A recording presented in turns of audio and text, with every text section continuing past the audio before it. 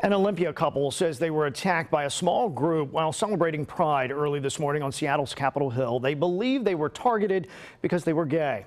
On the Olympia 4, our Steve McCarron is live with how both men are doing tonight. Steve. Russ, Stephen and Patrick both have broken bones, cuts and bruises, and one of them is now missing part of a tooth. They say they were sitting on cement blocks near Pike and Boylston early this morning when they were attacked out of nowhere.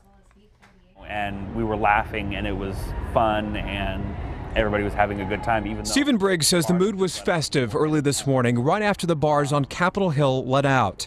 He and his boyfriend were sitting on these cement blocks enjoying a slice of pizza when a group of 3 men and 2 women walked by as Patrick put his hands behind his back to stretch.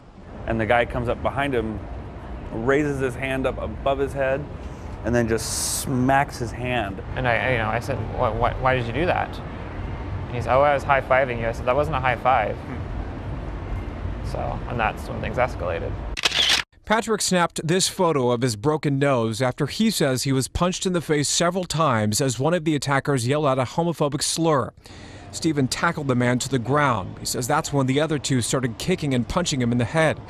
Somehow he managed to get up and chase after the group, but eventually lost track of them. It's kind of made me regress back a little bit regress backwards in my progress of, just feeling comfortable with who I am.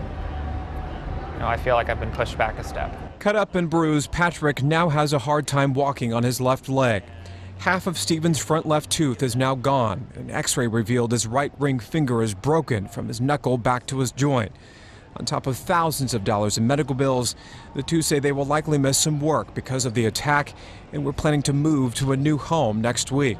People have this idea now that same-sex marriage has been legalized. They must think with marriage comes everything. That all the ignorance and intolerance just goes away, and it doesn't. The irony in all this is that Stephen works as a crime victims advocate. After 5 hours at the hospital, they managed to carry out their plans this afternoon to celebrate Pride. Tonight, they just want their attackers caught. I feel that they should be held accountable for their action. Now, Seattle police did confirm they did go out and take a report about what happened. Detectives are now investigating the case, but so far they haven't released any information about possible suspects. Reporting live tonight, Steve McCarron, KOMO 4 News.